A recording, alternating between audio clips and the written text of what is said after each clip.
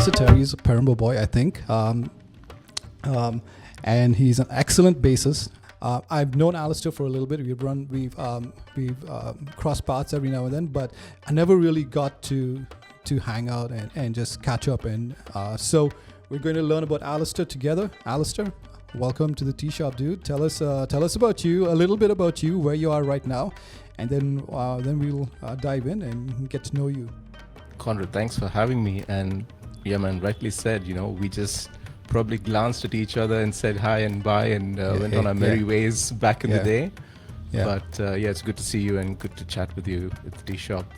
Born and raised in Chennai. My brother and I lived on what everyone called as Main Road back in the day, still is, Sirvalur Road, and very much at the same place next to the well-known tasty restaurant. And oh, really? Now the defunct British Wines, as we might have all known it back in the day. But yeah, very much here. I've been away from Chennai and India for a bit though in my career. But probably we'll touch on that as we go in your show. Yeah. So are you? I did not know you have a brother. Is he older or younger? What's his name? My younger brother, but behaves like my elder brother. He's just It's just a year a bit that separates us. Okay. Yeah. Okay. So are you a Perambur? Wow. So were you born in that house on Main Road? Wow. So you. Yeah. Do you remember Martha's Studio on Pape Mills Road? Yeah. Yeah. So next to that was my grandmother's place, and they lived there for years and years. And we lived in the colony just at the side of. Was it Barney Nursing Home? Not too sure about it, but there was a hospital as well over there. So we lived in that colony along with Robin and Damon and Petrina and the Petersons, Macrina, I did not know I know Damon. One of them was my classmates. I'm not sure who. One of the Petersons. Yeah, I knew them when they lived closer to Foxton Street. Yeah.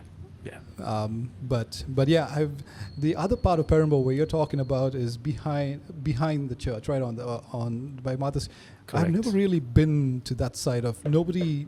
At least I haven't been there. It was probably a shortcut to go somewhere else, but I don't think. At least I never hung out. Everybody came to Main Road. It was called Main Road for a reason, I would imagine. Absolutely. Right? So what madness happened. Yeah.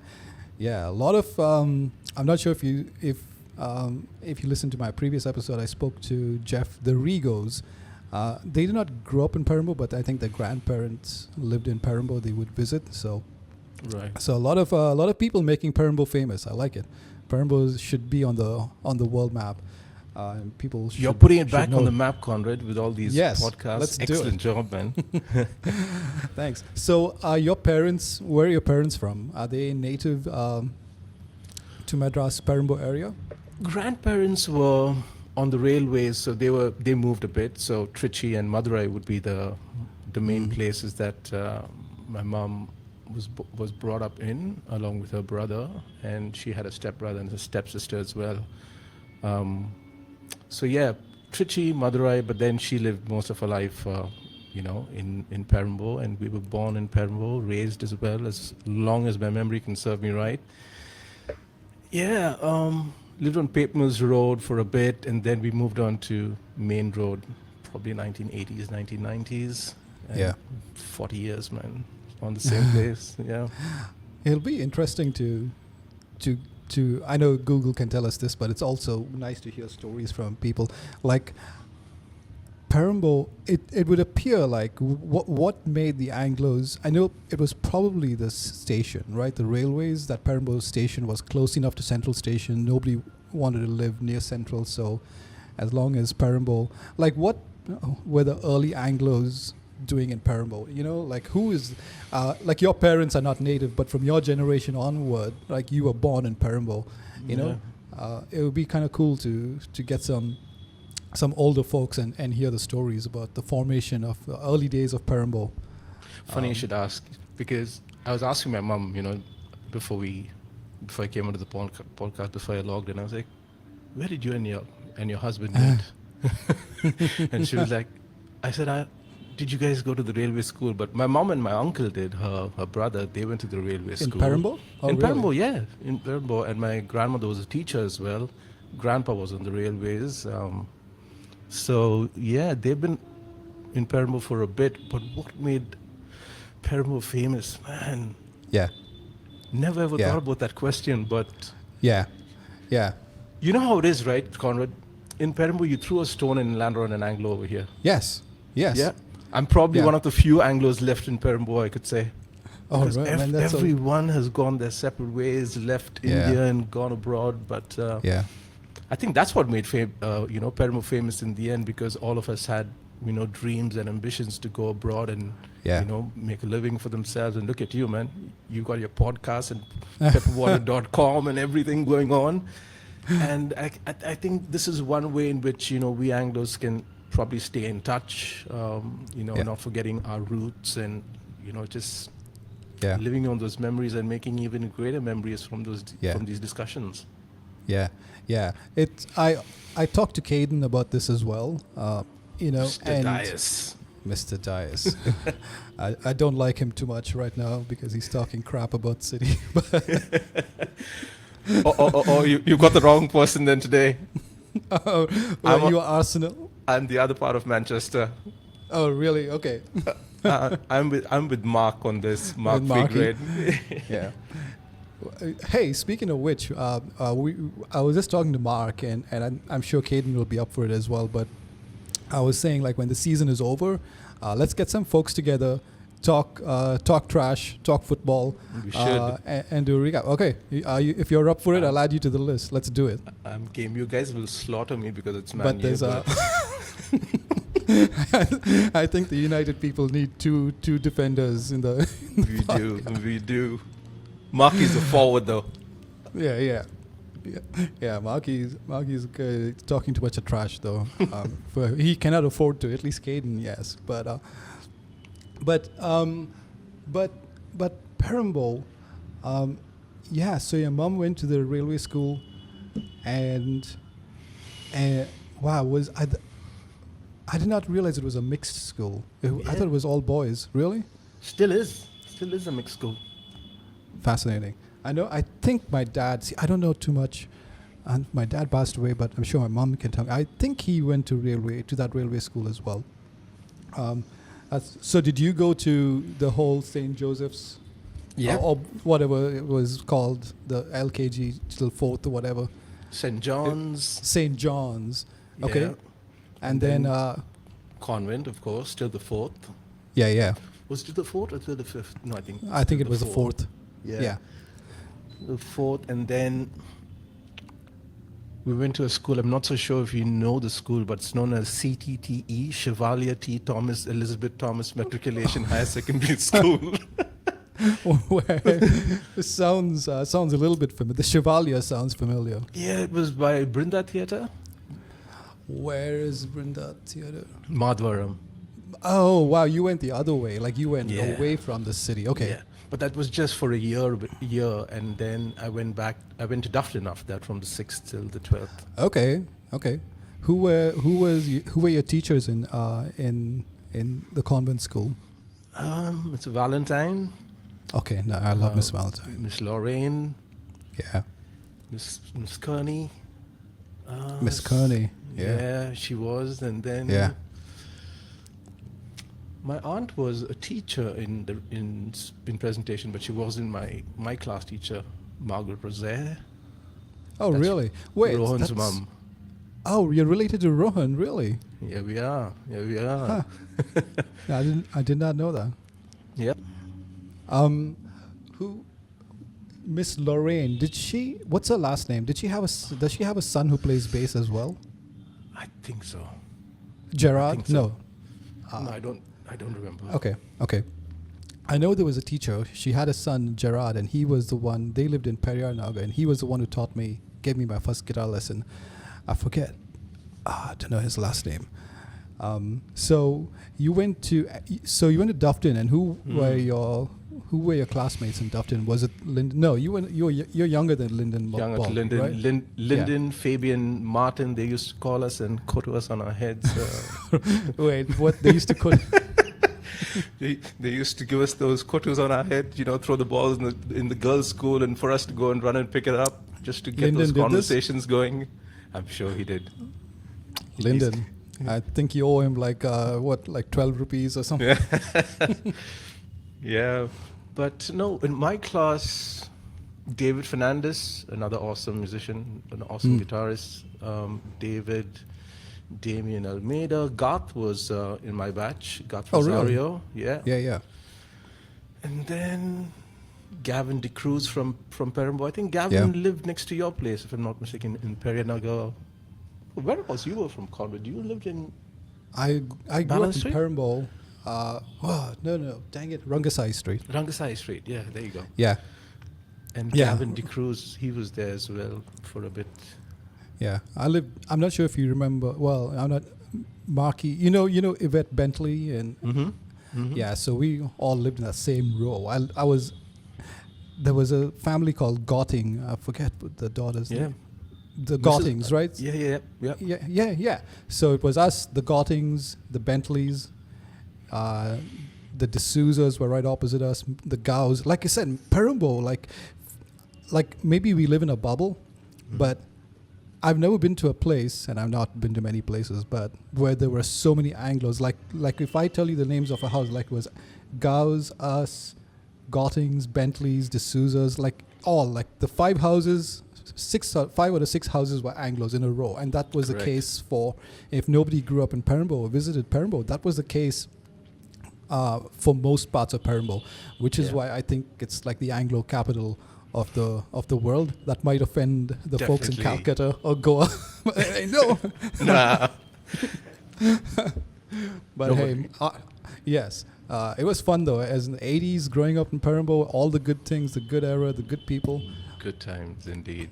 So, I know you were saying like the thing is the Anglos are dwindling in Perambur, Yeah. you know, and you having spent time right out of the country, and then visiting, and then coming back to stay, you know, I think about these things, but I realize it's also selfish, you know, because if you leave the country and you come back, you expect to see the same people. You expect, like, when other people have left, you'll say, oh man, I'm so sad, but I also left. Yeah. You know? So it's it's a shock. It's also unfair. You know, but you can't debate the fact that it's sad a little bit. Yep. It's selfishly sad, but you know, so how is it for you? Like coming back to stay in Perambur, do you let me go see my friend? Oh crap, he's not there. Let me go. Yep. Oh crap, he's not. You can't do the things you used to do, right? So what was that like for you coming back to and staying in Perambur? It was coming back to Perambur, man. It's like you rightly said, Conrad. You know, if you want to step out and go and see Caden, Caden's not here now. Yeah. But it's just Derwin who's here, but we meet, but And you know, nobody not- cares about Derwin. And I'm joking. I'm going to meet him over the weekend. But you know, we used to go out every evening to the Palm Grove Apartments. That was famous, and on Foxton Street. So we used to go and hang out there with the Lyndon Held and Steve Pereira, Graham and Daryl Mascarine. And now we just can't do that. Yeah. But the funny thing is, you know, if you see their parents will not forget you. You know, how are you, my son? Come home, have a cup of tea. You know, come and have a chat with us. Tell us how you're going. But I guess you don't have it these days where you can just go to a person's house, sit down, and just catch up on the good times. You know, and that's something that I miss dearly, to be very honest, because you're also caught up in that 9 to 5 rat race of going to work, coming back, and spending time with your family over here. Yeah. But over the weekends, when you do have the time, you know, and when you have the chance, go and see the folks and try to carry out those conversations. Yeah, that's what I miss. how's it when you go to church? Do you see, like, is it still like, what's the culture like? Is it still like a bunch of Anglos dressed up and is it noticeably different, or is it has it changed in any way? Well, look, so I used to go to the Protestant church, which is a CSI Holy Cross church in the Got it. Institute. Yeah, right? yeah. And then again, most of the friends that I had over here were Roman Catholics, and Yeah. sometimes we used to go and watch the Summerfest as well and get involved with all the games that used to go on. But yeah, sometimes when I stand out on the balcony and have to look probably with the binoculars to see an Anglo-Indian family walking across, because they're scarce these days in Perambur. So, but you do find those Anglo-Indians that go to church, with the ties and with the suits on on a Sunday morning, and it's nice to see that. You never lose touch with your roots and with your culture, which is good. Yeah.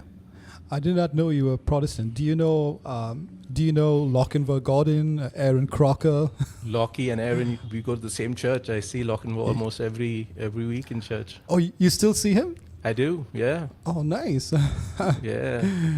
He's a good guy. And I keep asking, he's a good guy. And I keep asking him, how's Conrad? And he said, yeah, man, they're good. Maybe he's come down. Maybe you should come and have a chat and we should meet up. Yeah. But I missed you the last time you were in Chennai because I was traveling on work as well. But I seen all your posts. Yeah. I have to Lochinvar Gordon. Named after that famous poem. But we call him Dinky. But he's a good guy. I think during COVID or after COVID was lifted, or he always went to my house, checked in on my family, said hi. He would show up, chat. So he's a good guy. So I was talking to this anthropologist, right? And she in the previous episode, and I was asking her, she's done most of her work in Calcutta and northern parts of India. I was asking her, like, are there any Anglo deserts, right? In the sense, like, there was this thriving location with Anglos, and have they noticeably seen any changes in it? And like, I guess Perambur is not a desert yet, but it's the difference is noticeable. With the people leaving. Do you think the church is? I was also thinking, like, back when the Anglos were the majority in Perambur, at least the Roman Catholics, right? The church was more Anglo-themed, right? And you'll notice this if you go to another church in another location where there's lots of Roman Catholics but not Anglos. The church would be mostly Indian-themed, right? No right or wrong, nothing bad or good about it, but it's definitely something you notice. And I think as the Anglo population diminishes, they become a minority. Have you noticed the church more of an Indian theme? Yep. Right? Some of the churches are, and even the church that I worship in sometimes. There are some passages that are taken from the Bible which are translated into Tamil during the sermon, or songs are sung in Tamil at some point in time as well. But predominantly it still remains in English. But there's that welcoming thing of you can be multilingual when you come to church as well. So man, church has changed these days. There's a lot. All right, cool. We had some technical difficulties, but we're back.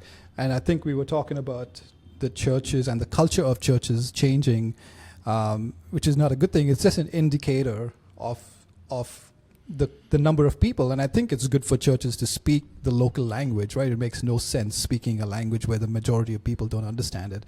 So it's just an indicator of the number of Anglo-Indians there. If the church is more English speaking, then it's a sign that there are plenty of Anglos. But I also keep forgetting that you went to the Protestant church.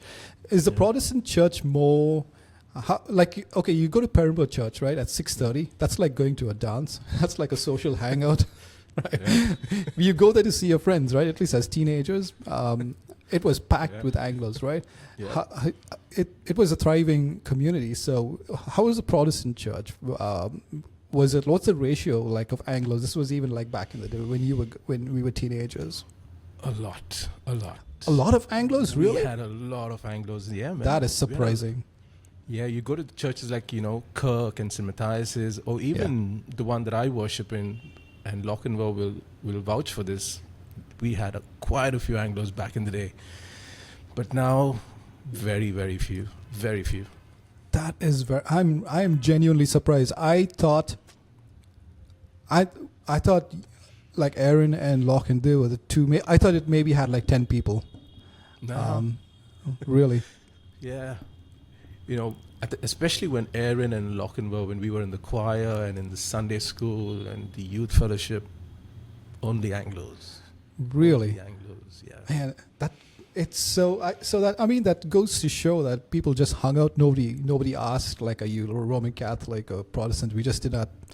It's weird. Nobody knew that, right? No. Yeah, I'm it was just the genuinely company, surprised. right? It's just the company Yeah. that you kept, right? What mattered if you were a Roman Catholic or a Protestant? Yeah. It's just the conversation and the Yeah. friendship. Because I think there was like so much of other common things we did, where it did Yeah. not matter, like apart from Sunday morning, we pretty much did life all other times, right? So Absolutely. did the Protestant church have, like, you said you were in the choir, did they have a band and did you get to play in? No, it was just all We vocals. just had it, and we still have just a pipe organ in church and Wow, really? and a keyboard. Yeah, but I've just recently started playing in church again on a Sunday morning, just the guitar. And man, it's a nerve-wracking experience, I must say. Yeah, because you're just trying to play the melodies, and Yeah. if I do one bum note, and that's pretty much it. Yeah. Because it's all very formal, right? Is that Yeah. how it is? Yeah, it's Yeah, like a yeah. classical music presentation kind of. Yeah, and then you have those people who say, "Oh, you're playing a guitar in church. Yeah, You're yeah. supposed to play." You know Yeah. how it is. Yeah, Sometimes. Yeah. yeah. Awesome. So how did you get into? What was your first instrument? Was bass? Did you pick up bass or just guitar and then transition into bass? No, Conrad. Just people ask me, "How did you start learning to play? How did you learn the guitar?" And I Yeah. always tell them that growing up, two brothers with a lot of those friends who want to play cricket at 12 o'clock in the afternoon, 1 o'clock in the afternoon. So we jumped the gates, went out to have a game of cricket, came back in the evening, and my grandparents told my mother that we went out and we played in the sun. Was this in the railway school? Devil's time, 12 p.m. 12 p.m. in the afternoons. So we were grounded for a bit, and I said, no TV, nothing. So Oh wow! we only had a guitar at home, and that guitar hadn't been touched for years and years. I still remember when, probably 9 or 10, when we got our first guitar, and my brother and I, we started learning through Mr. Huft. If you remember back in the day. Yes, I remember his name. Yeah. Yeah, so he came home and he taught us a couple of lessons, C, C, C, C, C, and then we did not see him after that for a bit. And that guitar just went on the shelf and never saw, a person touching them. But then Yeah. again, when these summer holidays came around, I was like, nothing else to do, so let's try to learn to play the guitar. So you put those cassettes on, and then you start rewinding and rewinding and rewinding. You try to play by ear, and that's what I did. But then David Fernandez was probably the first person who said, he taught me the chords, and we started playing together. Never ever owned a bass. Oh really? David used to bring the bass home, and he used to teach me on that. I used to take out the two treble strings from the acoustic, Yeah. and then space out the 4 bass strings so that we can get the proper, probably say the. All right. So normally there are not many edits, but we've been having some issues with the podcasting software. So if you see some edits, it's not because Alistair said something bad about Caden or about Arsenal. We just had some technical issues. So if you see an edit, we had to stitch it together. So we were talking about churches being an indicator of the dwindling Anglo population, and how Alistair himself has noticed the dwindling Anglo population in the Protestant church, but also then we were talking about his how he got into music. He was grounded. First of all, that's a rare thing for Anglos, right? I don't remember being grounded. We were punished, but I don't know if we were taken. That was a rare concept, Punished. right? There you go. Yeah. That's the word. But take off the word. But saying like no TV for a week or whatever. At least in my house, that's not how we were disciplined, right? Maybe it was for like one day, but that's a unique concept. I've never heard of that concept being in kids back then in Madras. But you were forced out of boredom to pick up a guitar and start learning songs, right? So let's pick up from there. What was the first song? Lyndon Baldry was giving guitar lessons, teaching everybody Ek Do Teen. What was your first song that you started to learn? You know what? The first song that I ever learned to play on a guitar was "Create in Me, a Clean Heart" by Vineyard. That's a great song. Did you have that whole album, like the cowboy? I did. No way, really? I did. Dude. Yeah. Yeah, I had that too. Man, that was awesome. That was a brilliant album. I love that album. Yeah. And Yeah. the songs were Yeah, just a treat to play. Yeah. Yeah, Also, I think one of that the is. first songs. Yeah. No, tell me. Yeah, that was one of the first songs I learned, and it was like, how you learn to play the melodies, create. Yeah. Clean Yeah, heart, yeah, trying yeah. to learn it note for note. Yeah. On every syllable. So yeah, that's how I learned that song and really sucked at it at that point in time. And I still remember David used to tell me, "No man, it doesn't go to a minor; it goes to the major." And I was like, "Dude, you need to teach me these minors and majors." So and that's So thankful and grateful to David for teaching me those chords to those songs. Did he go to your church or did he go to the Roman Catholic Church? At that time, David used to go to the Roman Catholic Church, and then he started going to Pastor Sam Chaladarai's church, which is at Got it. Yeah. in Vepri. Yeah. I think Linda would have told you it's not. I think that album. But it's Vepri. Yeah. Yeah, I think that album is. See, my dad was Roman Protestant as well, but my mom was Roman Catholic, so she won out in that department. But I think that's why. But I think his musical choices. I think that's why you and I heard that album. Not sure if many other people have that album at home, because I think that's more of a Roman Protestant leaning type of music, I would imagine. But so you used to go to the Summerfest at the church, really? No, just used to go and watch. The boys play, and there comes that message again. It's just saying that you should close out your other tabs if you have.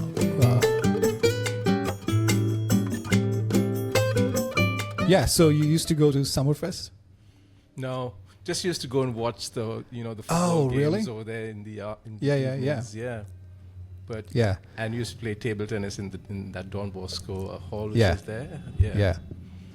Yeah, dude, Summerfest was really, really fun. Look forward to it in the heat, but we used to have all these games. I don't know which year it was, but I won the slow cycling championship. So in Summerfest, we used to sing all these silly songs. It was a lot of fun. Did you guys in the Protestant church? Do you have like altar boys and you do or you don't? No, we don't have altar boys, but we just not that concept of altar boys in the Protestant churches. Yeah, I joined the altar boy thing because of my cousin, and that's where I met Christopher Cowie, and we used to play football. It was really fun because we would go and pretty much goof off. Like we had, I think it was altar boy training or whatever. We'll go and they'd teach us. We'd have some catechism with Father Paul, and then we used to all gather around and play football. I don't remember who else was in that batch, but I know Christopher Cowie, because he used to have like a thing with the other altar boys who could kick the ball up the highest, and I think Christopher Cowie was the oldest in our group, and he would like launch the ball. At that time, it looked like it was going into space, but it was fun times. Yeah. So, how? So then, what was your next progression with music? Yeah, man. In school, I remember the first cultures we played, and David was the one who told me, man, there are too many rhythm guitarists and lead guitarists around. Maybe you should move to playing the bass. And I'm like, okay, what's this bass note? So let me try to get a hang of it. So remove the 2 strings on the acoustic guitar to try to get the spacing in between the strings. Yep. But again, I think in the 11th standard we played for, I don't remember the school's name, but David played guitar and I played bass, and we did Michael Learns to Rock, Sleeping Child. Nice. That was one of the songs that we played back then. And we got second, if I'm not mistaken, in those cultures. First time out, and you got second place. Not bad. First time out, and we got second, and then of course we got absolutely pasted in the German hall cultures because you had the Fee Grade Boys along with Denver. Yeah. And they did the Green Day's Basket Case, and When I Come Around, if I'm not mistaken. Yeah. Oh, yeah. German Hall. I remember that. That's where I met Lyndon as well for the first time. So you were playing bass. You were playing. How was it the very first time you stepped on the stage, going from like just trying to figure things out, and now you're saying, Alistair, play bass, and you're on stage? What was that feeling? Did you catch that bug? Did it like say like, I like this feeling? A nervous wreck, Conrad. Man, my fingers were not moving on stage. Oh, really? And, David suggested, I still remember, he said, man, just relax. Relax and play. And it turned out well. We had a good time on stage. Yeah. Plus, man, there was so much of good talent around Conrad. Come on, man. Even you. I remember you guys in Jipma. I'll never forget that show. I think you guys did what? Was it Cowboys from Hell and Sepultura? And then one of my favorite songs of all time, Phlegm. Yeah. I'll never forget such that. a stupid song. I'll never forget that, but that was brilliant. But yeah, those school cultures were something else. You know, and I heard Lyndon speaking about it as well. And that's the first time I've seen Lyndon also play. Yeah. When they did the November Rain, if I'm not mistaken. Oh yeah. Man, it was legends. Yeah, it's such a good feeling. I listened to some other people talk, like some other podcast where he talks to musicians, and he just says like musicians experience something that a lot of people don't. Is that when you're on stage and you're playing, and people are there cheering and jumping and going crazy, whether it's at a dance, people are dancing to your music, right? Or you're playing at a rock concert, people are just going crazy. It's such a good feeling that very rarely, like actors don't experience that because it's all pre-recorded. Yeah. Many things don't have such a instant reaction that you can see what you're doing is having an effect on people.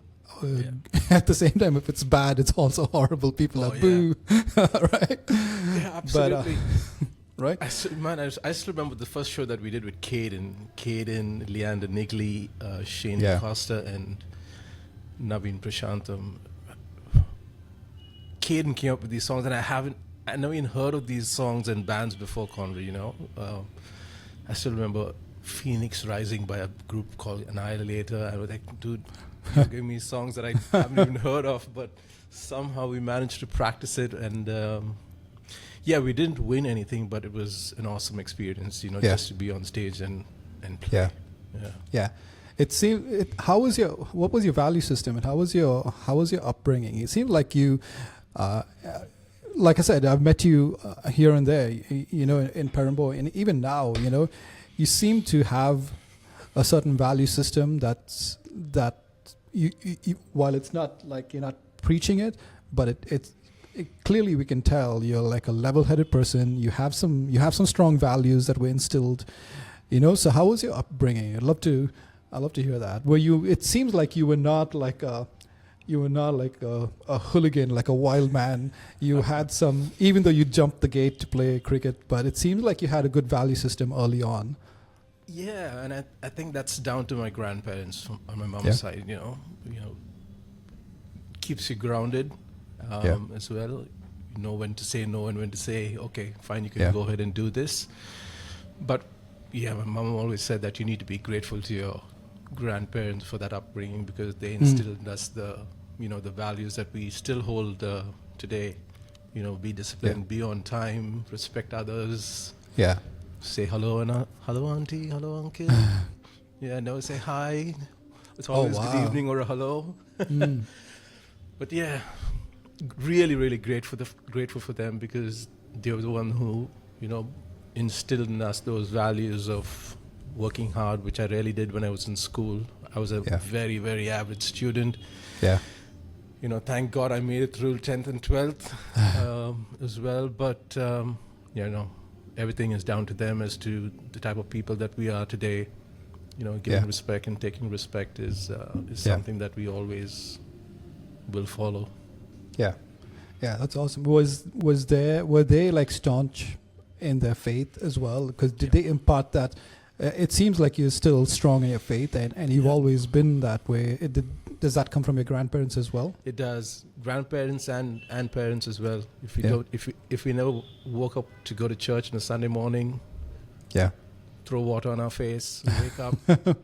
You get baptized every Sunday morning. Baptized every Sunday morning, and then you're in church by 6:45, because we had to get ready to sing in the choir, so we had to put our cassocks on, and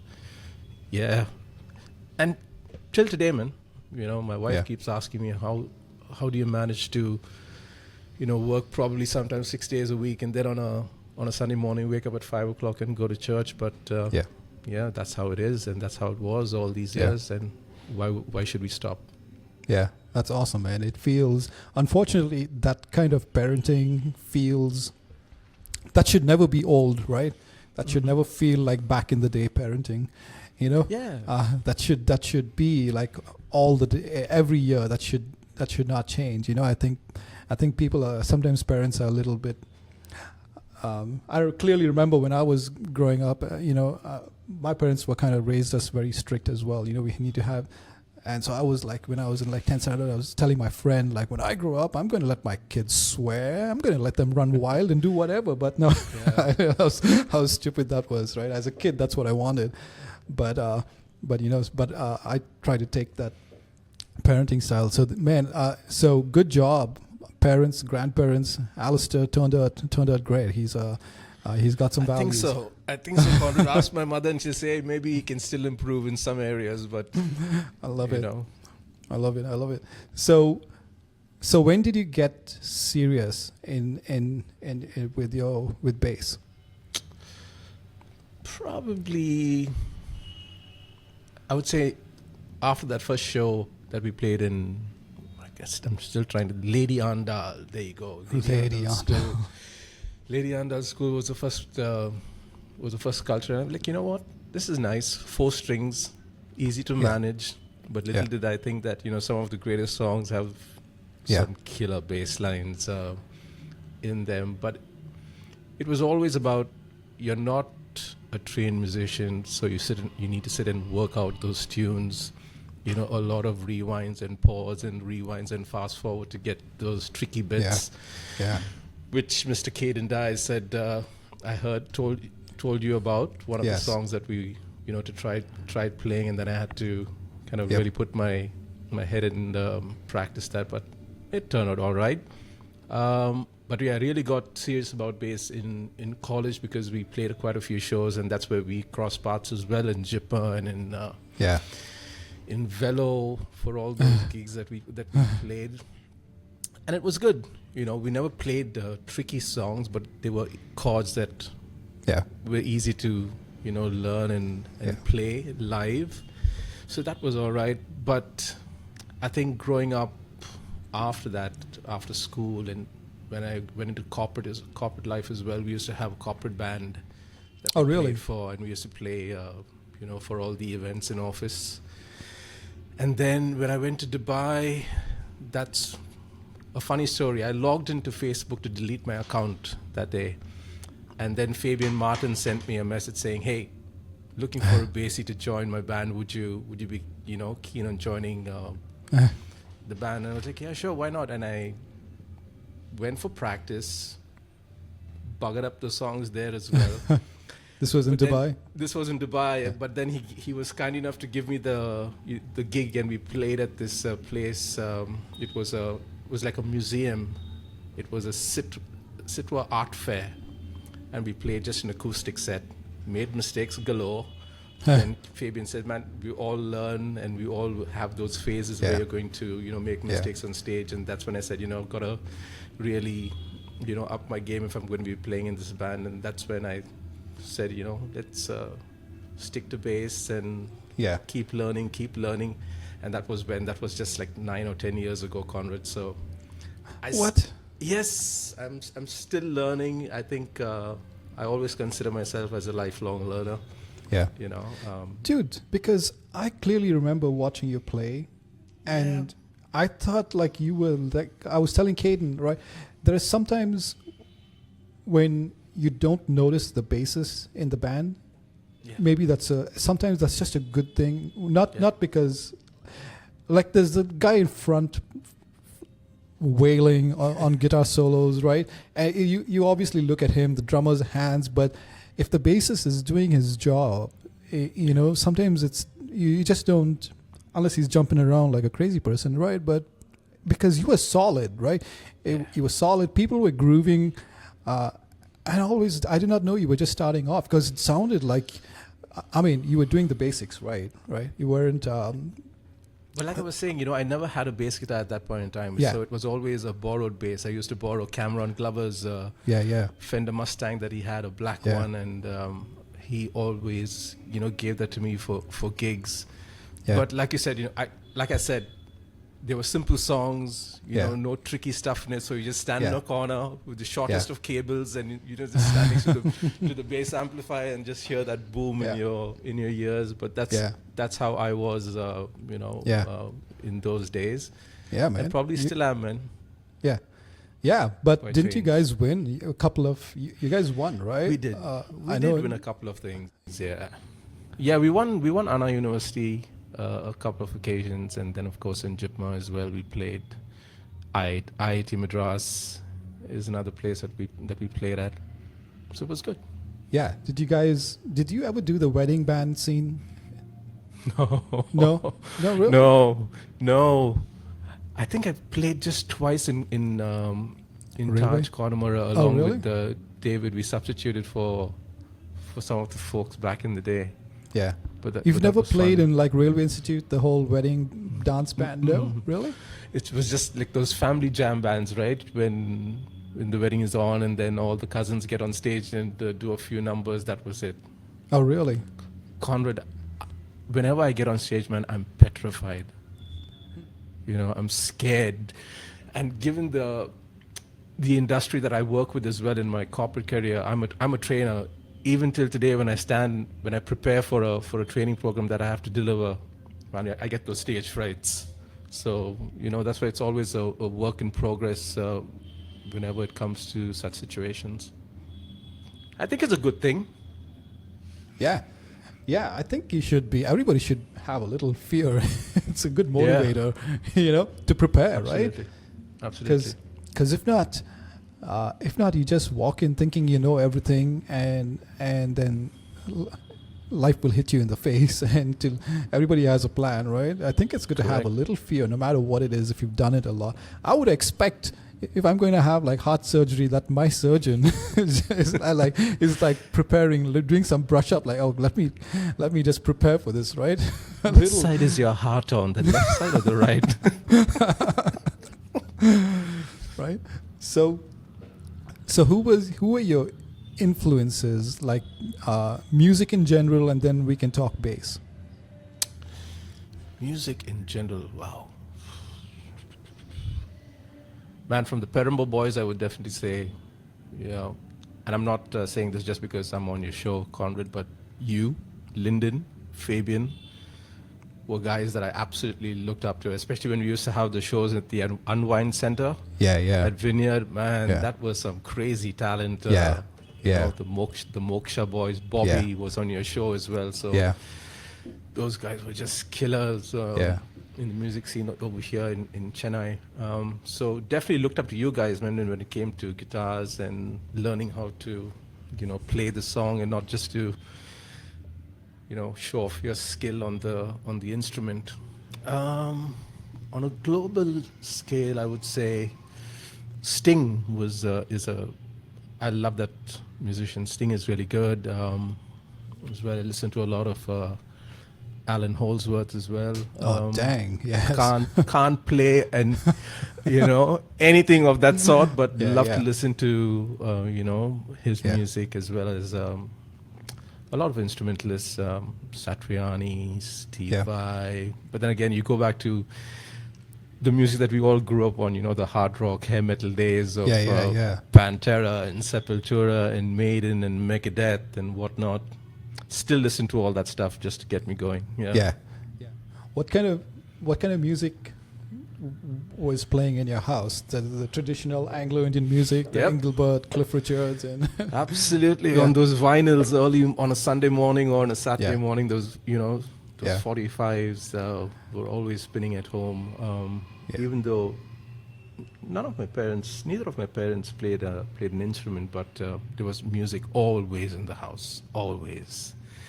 You know, and you'll know when you pass by my house back in the day, music was blaring on the speakers. So yeah, yeah, was that's good. how it was, right? If again, life in Perambur is like you pass by on Main Street or where, right? You would hear music from every Yep. house blasting. It was, and there was probably only one player, music player, probably National Panasonic. Absolutely. And everybody would take turns playing their music, like the dad, then the kids. It'll go Yeah. from like Jim Reeves to like Guns N' Roses. Exactly. And if you know how we used to exchange cassettes as well, right? Here we take a couple Yeah. of my cassettes and you give me a couple of your cassettes, and we'll trade as well. But make sure you give them back because everything will be labeled Yeah. one of one, one of six. One of one. That's how it was. Hilarious. So, for some reason, I thought you played the wedding band in Railway Institute, which is almost a rite of passage if you're a musician in Perambur. Yeah.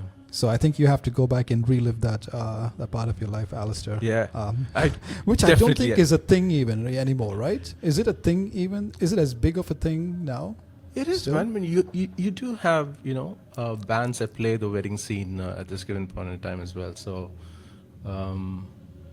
but then you have so many hotels that have these, programs over the weekend, and there are quite a few bands that play that scene as well. But for the Anglo weddings, you still have those musicians. Oh, that, really?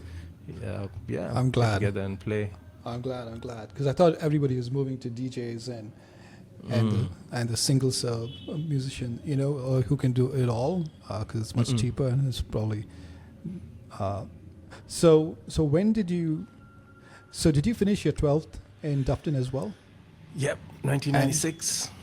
And when then I did you go to finished. Loyola? No, so interesting. I went to Loyola to join the athletic team because I was all right in sports, in hundreds, what did you 200s, play? long jump, and triple Okay. jump. Okay, So field that and helped you track jump the events. wall in a railway Yeah. institute. It did. So I did pretty well in sports in school. Went up to district level for hundreds, 200s, and long Oh, jump. really? So I thought, maybe I could, once I finish my 12th, I could go into Loyola and ask if I could join the athletic teams over there because they were really, really top back in the day. Yeah. But unfortunately, could not get into Loyola and could not get into MCC as well because I still remember my mom said, no, if it's not Loyola, you're not going to MCC. So I ended up doing University of Madras University. So I did my graduation over there. and did not join any band or anything in college. I used to play with the Loyola boys, Caden and Leander. Yeah. Why was your mom against? Isn't like MCC like the Protestant college? Yes. And why was your mom Yeah. against MCC? I don't know. I haven't asked her. Maybe I should know after all Yeah. these years. But no, I don't know why she never allowed me to go to MCC. She just said, I think you should go to Loyola, and if not Loyola, then University of Madras. So, Yeah, but maybe my brother ended up going to Madras. MC? Oh, really? MCC, Madras Christian College. Yeah. Okay, maybe. Okay, your younger brother. Okay, Yeah. Maybe the firstborn yeah, it's too far. too I don't know. far. Yeah, it's kind of a hike, right? It is Tambaram, Yeah. right? So you had to take Yeah. a couple of trains, I guess, to Yeah, get there. But yeah, it was yeah. fine. So, and then when did you? So you finished Madras University, and when did you go? What did you study? Economics, Okay, bachelor's in economics, and that's my sort of highest degree. And then I went to work in the call center industry was booming at that given point in time. But I was also doing my GNIT. oh So dang, what is the- that? What? Yeah, I the forget. computer course at GNIT. Yes. Okay, yeah. NIIT. So, and Lyndon was also there. Oh, really? He was like a senior in the NIT days as well. So I finished my GNIT and then worked in a company called Triple S Medical Transcriptions, I think with Dominic Sones, and Flavian was also there. Flavian. Yeah. He was also there, and Fabian also was there, if I'm not mistaken. But then I moved to Bangalore in 2002 Okay. and joined a couple of other call centers over there, and then I went to Dubai in 2008. Yeah. Yeah. And GN been with the employee development and training since 2006. Yeah. GNIT, what was I think it was that era that the Anglo-Indians were slowly starting to branch out. There was historically, I'm sure there were like limited options for Anglos, right, as far as where we looked even. But I think with the boom of the computers and internet was when we were probably part of that early generation where like this is a new avenue, but it was like pretty expensive, right? It was. Because I did look into it as well, and it was pretty expensive. But I'm glad you did that. So how was that like treading almost like a new path, right? Completely foreign to your parents and grandparents. Did they? How was Yeah. that? Who encouraged you to join to go Mom. to GNIT? Mm. Mom was the one who encouraged me to do that. She said you need to get into computers because I did computers and commerce in school a little bit. But then again, once I finished school, Mommy said, "Yeah, you should do your GNIT course and try to get into programming and coding and whatnot." But that wasn't my cup of tea. I did an intern with the company that she worked with as well. T.I. Cycles, one of her colleagues invited me to do an intern, and I did that for a few weeks. Never liked it one bit. So I said no.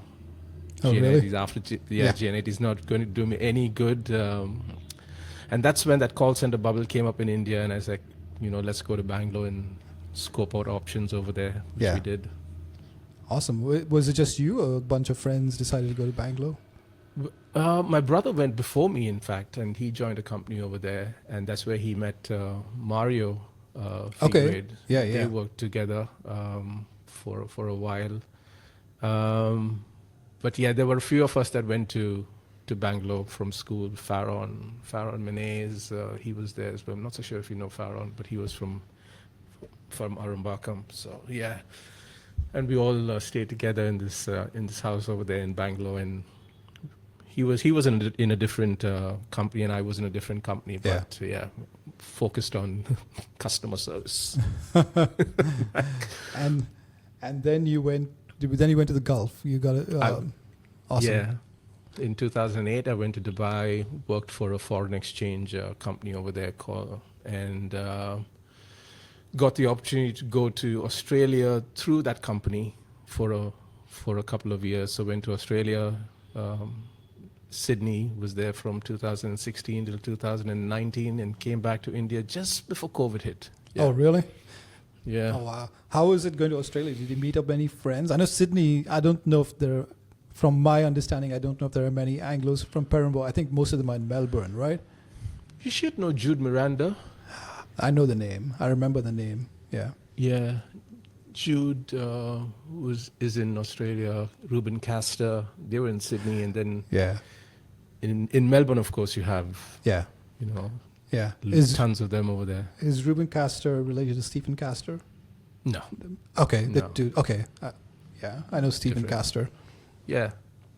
Stephen was in Palm Grove. Oh, yeah. Yeah. So how was that practice session? Did Caden said, I'm not sure if I remember this correctly, they all would come to your place and practice? Oh, really?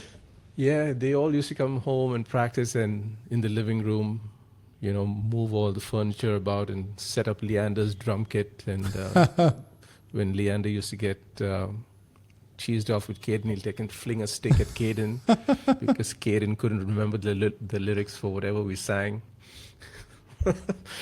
But yeah, it was fun, man. You know, those are the days that I always, you know, think about and enjoy. Yeah. And whenever we meet up as well, you know, if we're on chat, we keep, you know, referencing those days, which is fun. Do you think as a musician, see, I still play every now and then, you know, and I think like the band dynamics, right? If you grew up and you formed bands as a teenager, it's just easier to nobody cared, right? Like feedback, it was all one band. It was easy to, you could swear and tell the other person he's playing it wrong, or you tell him, nobody cared. There was no but as you grow older, there's more like ego, and it's difficult to communicate. It's difficult to form that camaraderie, right? Maybe because we all grew up together and we were already used to that person giving you kutus before you joined the band, right?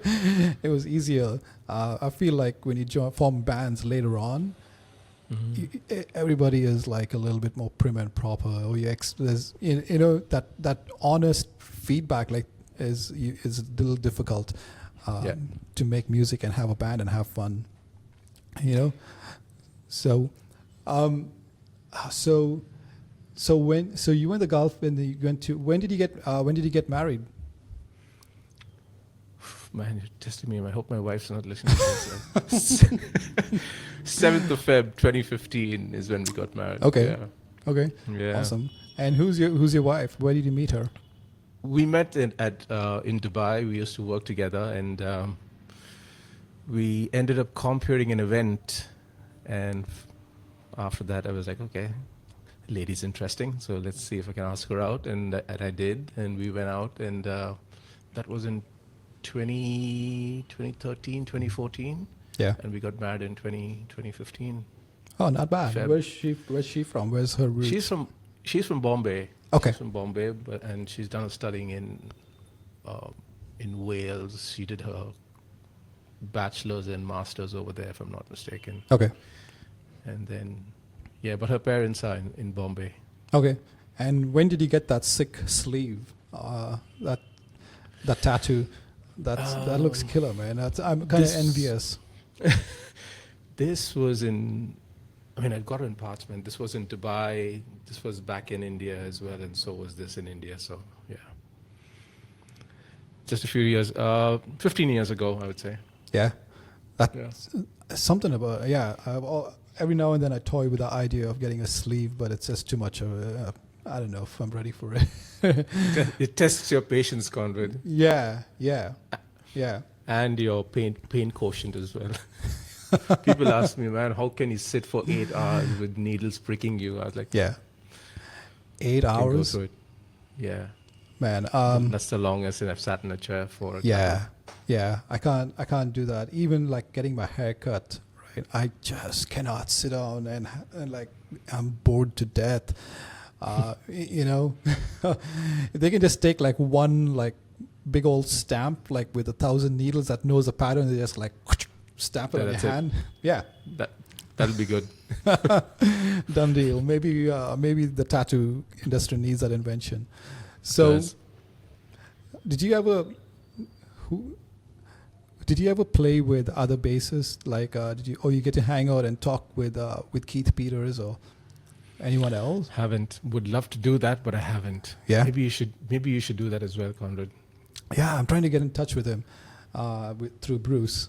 Yeah, Yeah. because he's another guy, right? Who else? And So you- there are so many other talented musicians, and I'm absolutely overwhelmed that you actually reached out to me and Yeah, man, to ask to come absolutely. on this podcast. But thanks so Yeah. much. Yeah. So how do you have kids? No, No. Okay. no. So now where do you live? You don't have to tell me your address. Like, do you live in Perambur? Which part of Perambur? The same place that I've been with. What? Been at all these years. As I said, Really? so it's next to Tasty restaurant, and Yeah. it was bang in the middle of Tasty restaurants and British wine. So that's where I am. Yeah, Wow, you came back to the same place? Same Dude, I place. did not know. That's amazing. yeah. Same place. Yeah. That's Probably amazing. one of the few Anglo Indians that are still in that same place over Yeah. all these years. Yeah. But yeah, Yeah. Is the big house right opposite? Was that Daisy DeCosta? Is that still there, right opposite the school? Auntie Daisy's house is still there, and yeah, I'm just a few clicks away. And so is I'm it still? yeah, Yeah. Tell me. I'm bang opposite the Presentation Convent. Yeah. Yeah. I know. So, man, so was that a good area? Because that's like Tasty and British Wines were not the best people would hang out. But did you see any interesting things happen there? Oh, Like- you bet. You bet. And back in the days, the wine shop used to open at 7 in the morning. So Oh, wow. you find a line of people lined up like 7-ish in the morning outside. And Some then people just woke up from the previous night. absolutely in line. had to go and gargle their mouth with some, you know. Yeah. So yeah, we used to get a lot of those people just coming and standing and making a nuisance of themselves in front of our gates. And there was a small wall that separated British Wines and my place. And sometimes when you run down, your hand actually accidentally goes and touches the wall and you topple over someone's drink. So that was fun as well. But you couldn't help it. Yeah. You know? Yeah, Couldn't help it. yeah. Were you? But tell Tons me. of stories, man. Tons of stories. Chili chicken, chili beef. Did that you get was any good. discount? No, any special No, discount? No. No discounts. Also, you could not do anything. Like I'm sure a lot of us, we probably went and had a drink and then ate at Tasties. You could not do that because your parents were right up there, right? Absolutely. Couldn't. Had to find different places for the spirit of freedom to go in. Yeah. And that was the Palm Grove Apartments. Now that you're back in Perambur, are you? How's the music? Are you? Do you have any interest in playing, jamming with anybody, like a real band, not just for fun? No. Orlando asked me a few months Yeah. ago to come and play. They were doing a tribute to Michael Learns to Rock, if I'm not mistaken. And he was like, why don't you just come and strum and sing? I was like, no, dude. Yeah. You want me to mess up your gig? Then I'm there. Otherwise, no. Oh, you have interest, but you just don't want to go and play. You just kind of like you're Have to fearful of work up- something. Yeah, I have to work up that courage, Conrad. It's the talent, man. You're so scared that you go and mess up with these boys where they play so well, and then this guy goes onto stage and he tries to play one note and then it rings out and says, and then like you said, you have all this critiques saying, oh, he's playing something wrong, he's playing something else. So no, I don't want that. Yeah, dude, you should do it, man. I mean, there are like Caden was bragging about you. I've seen you play. I think Caden's it's- too kind. Yeah, I think Caden's it's too in your kind. head. I think Yeah, it's in your Caden's too head. kind. So do you own, obviously, we started working. Did you go out and buy the best bass you could afford when you got your first paycheck? did. I did. What did you get? The first bass I got was an Ibanez, if I'm not mistaken. It was a 4-string Ibanez. And then in Dubai, I had quite a few. I had a Cort GB65. I think you've commented on that picture as well on Facebook with a Laney amp. I got that. And then when I came back to India, I got that's a Sterling Sub. Yeah, that's a sterling sub which I got. Nice. And Is it how easy it is to find, like, between Dubai at least and Madras? Can you buy pretty much whatever you want? Is it still not accessible? Like are your choices still limited, or is it, or you can walk into Shruti? Yeah, you're spoiled for choices these days. In Madras? In really? Shruti, man. Yeah. In Shruti, he's got some really good stuff. You know, he's got good. The American Fender Strats, the Tellys, the Wolfgang guitar of Eddie Van Halen, Gretsch and whatnot. Oh, So- really? And ridiculously priced as well. So, but you know, it's the brand and it's the name that goes along with those artists as well. So, yeah. But some people really go all out and buy that. Yeah. Do you get any pedals? How's the pedal scene? Is it like a lot of boutique pedals and amps in Shruti as well? Oh, really? Yeah, they have the Black Star amps. You'll be surprised. The cabinets as well. And then you have the pedal boards, and you have a whole range to choose from. Oh, Yeah. wow. Not just the Boss pedals. Not just the Boss and the Okay. GT8s, which Yeah, are yeah, back yeah. in the day, but a lot of state of the art as well that are currently available in the market. Yeah, awesome. Do you record your music at home? I do. Whenever I find time during the COVID days, a few of my friends, he messaged me out of the blue saying, why don't we do a song a week? So we did for each week, we did like 52 songs. So we just chose whatever we wanted to do, and I kind of put that up on SoundCloud as well. So it was fun. Yeah, dude, share the SoundCloud. Because I listened to another YouTuber as well. He's a guitarist, and he has this severe anxiety issue where he doesn't like to play live, but he Yeah. records a ton at home. So dude, because you're a great musician, man, you should definitely record and put it up at least. Get that music out. Create something. We'd love to listen and share your SoundCloud with us. We'll check it out. Konda. Thanks, man. Thanks for the motivation. Because sometimes that's all a person needs, right? Yeah. When you motivate someone and say you can do it, that kind of pushes you a little bit closer to doing that task as well. So thanks for it. Yeah. Because the world needs more Alistair Terrys. I don't know about that. Don't know about that. Less Caden Dyson. No, I'm joking. less Arsenal fans, but You're a city boy through and through, huh? yesterday was not a good day. Not a good day for both the Manchester clubs. No. At least United is like no hope, right? Thanks. Like brutal. like mathematically, No chance in hell. no chance. But it's all pride from here on. I think yesterday Arsenal and City had a chance, but it's tough. Yeah. All right, Alistair, what time is it for you? Is it Tasty? Is British Wine and Tasty still? No. Oh, British they don't Wines is exist? no longer there because everything's become Government it's thing. government ones, right? Yeah. So it's known as TASMAC. God. But But in the same yeah. place, is it downstairs? no, so that's they've kind of leased it out. So they were dealing with fish and wholesale and whatnot. But Tasty is very much there under a new name known as Pally. But food is all right. No chili beef though. Do you order from the dude? When I went to India, right? My nephews would, I forget what it is, Swiggy. Like you Yeah. want something, it's Swiggy at just Swiggy at like at 11 o'clock in the night, coffee, right? But do you have to do that with that food, with the fast food right by your house? Do you I find do yourself, that. What? Swiggy? I do that. Yeah. Dude, you have it like Swiggy. literally downstairs. Well, you can't eat from the same place all the that's time, true. right? That's true. Yeah. Yeah. You need some options and some variety.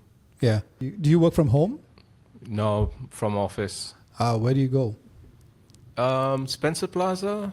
Okay. Next to it, there's a place called Shakti Towers that's Okay. been there for ages. It's one of the oldest buildings in Madras. So I'm in fintech. So yeah, a company called Yellow Munchly. And What do we you deal do? with payment products. So software. We develop products to assist in the payments industry, so you can make your credit card payments and your debit card payments and stuff. So Yeah. I head up their employee development department, another fancy word for training. So yeah, I So head who up do the you training train? unit. People in your company or your clients? People in the company, because many of them come from tier 2 and tier 3 cities and tier 2 and tier 3 What is that? universities. So it's not like the recognized ones like Loyola or MCC, Okay. but we go to the remote parts of Tamil Nadu and Oh, Chennai good. and Yeah. give opportunities to the less fortunate ones Yeah. over there. Oh, And, wow. Really? Yeah, so and they're brilliant, because they are into the space of programming because they want to make it big in the city. Yeah. So they all come to these tier 2 and tier 3 colleges, and we go and recruit them from there. And once they come on board, it's our responsibility to get them into the system and teach them about what the industry needs and gear them up with the relevant skills. Yeah. Dude, I just figured out your personality. Come on, say it. I think you'll make a great producer. Really? I think so. Because I think, like, see, one of my best friends, he's a producer. Right. And I envy his patience and his coaching. First of all, you are already coaching people, right? And you know Yep. the music. You know, you're not just a musician. You know when to play, when not to play. You know the formula, right? And you have this coaching mentality, and you're very calm, right? And if you don't like to play out, I think a producer is a good. You have that soft voice. Where I go record my friend, right? I sat in on a couple of his recordings, and I'll play something. He look at me. Let's do it again. Right. So you have that method of I think you'll make a great producer, if at all. If you don't play in a band, producing. Yeah, You need to give me some tips, Conrad. dude. I just know when I messed up when he said let's try that again, for the 5th time. But I think that's you don't have to be a producer, but I think that's your personality. I think you're a good teacher. You're a good coach. Clearly, they trust you with all these new folks walking in, and then say, "Here's your mentor," pretty much, right? It's demanding. It puts a little bit of stress on you because you're the first person or one of the first persons they see when they walk into an organization. But I think that's the challenge of the role as well, and I like that. Meeting youngsters with that drive to prove themselves in the corporate career. Yeah. So yeah, it's good. Do But you're the first people- one to say that, man. You're the Oh, first one really? to say that I should get into producing. I'll Yeah. try. Yeah, yeah. Do these people from, pardon my ignorance, but do they go to like English-speaking colleges? Are those? Oh, so there's a language barrier as well when they walk in. Okay. Yeah. Sometimes I end up speaking in Tamil to them, and you would not want to hear my Tamil. But they're kind enough to listen. Yeah. I'll try to speak my broken Tamil at some time just to tell them that don't hesitate. You're not going to be making mistakes over here. No one's Shakespeare and fluent in English. So. Yeah. And it's nice to see them come out of their shell and take a crack at what we are asking them to do. Yeah. As long as you're hungry Yeah. to learn, that's all you need. You just need someone who's hungry to learn, and you can teach that person anything. Absolutely. The dumbest people are the people who don't want to learn. There's no Well said. Well said. And one of my favorite quotes is like, "There's none so blind as one who refuses to see." So if so, there's none so stupid as one who refuses to learn. So I'm glad you're doing great things, dude. I also would encourage you to teach the next generation at your church, especially. Maybe there's one young guy who's looking at the guitar in church and saying like, "What is that?" and say, "Hey, Johnny, this is a guitar. Pick it up. Here's Ek Do Teen. Play it in church tomorrow." I'll try. I'll try. Not so sure it'll go down well, but Yeah. you know, always nice to try new stuff, man. Yeah. I haven't trained anyone playing the guitar, but that'll be a challenge. Yeah. Yeah. I think there's good things about traditions as well. You know, you don't have to change. Like I think traditions are being. Let me put it this way: coming from the Roman Catholic Church, and all the tradition, now going to a denomination where it's people walk into church with the coffee in one hand, right, and say yes, Yeah. Jesus, right. That's also probably one extreme. Yeah. You know, so it's probably better to hold on to old traditions than, Absolutely. it's probably better because I you like don't that. want, you know. I like that. I like what you said there. Yeah, holding on to those traditions and not, going along with the crowd these days. Yeah. It would be a sad day to walk into that Protestant church there and seeing like a bunch of people with coffee in their hands and like and worshiping. You know, it would be maybe there's a happy medium, but if there is none, I would rather stick to the traditions. Dude, True. thank you so much for chatting. I am envious that you can get up and walk out of your house and walk the streets, the main streets of Perambur. I'm super envious that you get to do that. Do you plan on moving back to the Gulf, or you? Never know. You never Yeah. know what life has in store, Conrad. If there's an opportunity that comes out, within my personal life or even through, the corporate avenue, why not? Okay. But Conrad, do me a favor. The next time you're in India, stop by. You know where my house is now. And it'll be good to catch up at a tea shop again over here in Chennai. Yes, dude. Absolutely. Alistair, thank you so much, man. I appreciate it.